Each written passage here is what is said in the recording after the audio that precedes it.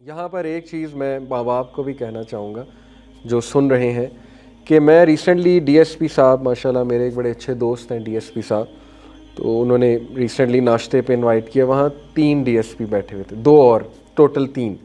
تو میں ان کی باتیں سن رہا تھا کہ کرائمز بڑھ رہے ہیں یہ اور وہ. تو میں نے ان سے ایک بات پوچھی، میں نے کہا یہ سارے جو کرائمز ہیں ان کی روٹ کاز کیا ہے، خصوصاً نوجوان نسل میں جو کرائمز بڑھ رہے ہیں.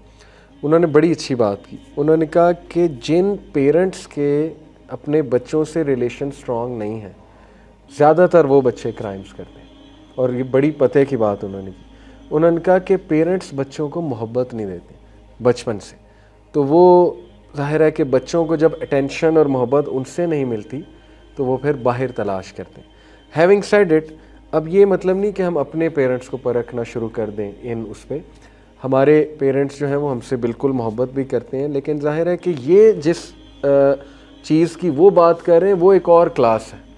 وہ والی کلاس ہے جو نگلیکٹڈ چلڈرن جنہیں ہم کہتے ہیں، ماں باپ کے پاس ٹائم ہی نہیں ہے بچوں کے لیے، یہ وہ والی پھر کلاس آ جاتی ہے.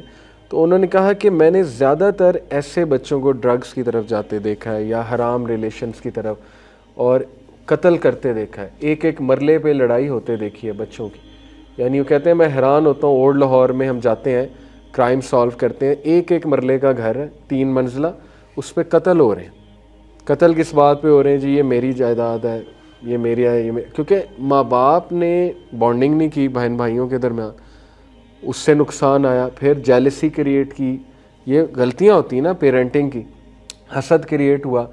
پھر دین کے مطابق تربیت ہی نہیں کی. جب رجحان سارا ماں باپ کا بچپن سے مادہ پرستی تھا، اولاد کو اسلام بھی نہیں سکھایا، قرآن بھی نہیں سکھایا، تو اس اولاد نے کہاں ماں باپ کی خدمت کرنی؟ وہ اولاد تو جو انتظار کریں گے ماں باپ کے مرنے کا کہ یہ مریں تو یہ جائیداد ہماری، اور پھر اس جائیداد پہ وہ لڑیں گے. یہ ساری باتیں انہوں نے سمجھائی.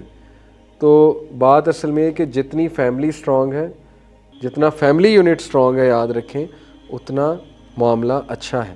تو اگر کسی کی لائف میں کوئی کمی آ گئی ہے، یہ جتنی میں باتیں کر رہا ہوں، تو اب وہ نیگیٹو نہ سوچیں، وہ بلکہ یہ سوچیں کہ جو کمی میری زندگی میں رہ گئی ہے وہ میں نے اپنے بچوں کے لیے نہیں آنے دی. یہ پازیٹیو سوچ ہے، ٹھیک ہے.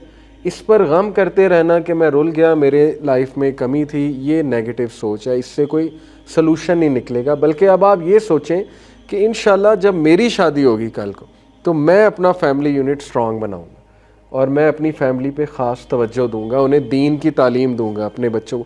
جو ہو گیا سو ہو گیا، اس کو بھولیں اور آگے بڑھنے کی انشاءاللہ جو ہے کوشش کریں.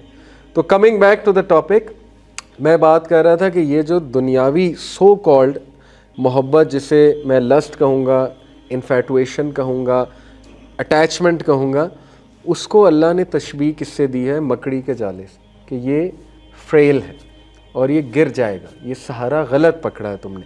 ریلائے کرنے والی ذات اللہ تھی، تم نے انسان پہ ریلائے کر لیا، ساری ریلائنس انسان پہ کر لی، اور اللہ کو اگنور کر کے ایک انسان کی عبادت شروع کر دی. عبادت ہی ہے نا، extreme attachment, extreme love, extreme humility for the other person, یہ تو عبادت ہو گئی.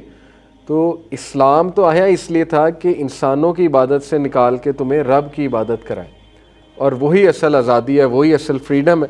لیکن افسوس کہ بالی ووڈ نے جو میسج دیا، میں بہت اس کے اگینسٹ ہوں. بالی ووڈ کے جو ظاہر ہے زیادہ تر موویز ہیں، ان کا جو میسج گیا پاسٹ میں بھی ہماری یوتھ کو کہ محبت، عشق، بس یہ مقصد ہے، اور ایک دوسرے سے اٹیچمنٹ یہ مقصد حیات ہے. تو یوتھ کو سمجھنا چاہیے، عقل کے ناخن لینے چاہیے اور سیکھنا چاہیے. ایکسپیرینسز سے سیکھنا زندگی کو بامقصد بناتا ہے. وہ زندگی جس میں آپ سیکھ نہیں رہے وہ بے مقصد زندگی، اور یہ بے وقوفی ہے. جو بندہ غلطیوں سے نہیں سیکھتا تو وہ وائز نہیں ہے، وہ فولش ہے. وزڈم یہ ہے کہ آپ اپنی غلطیوں سے سیکھ کر دوسروں کو بھی سمجھائیں اور ان کو عقل کے تھوڑے سے میسیجز دیں کہ یہ چیز ٹائم ویسٹیج بھی ہے، صحت کا نقصان بھی ہے.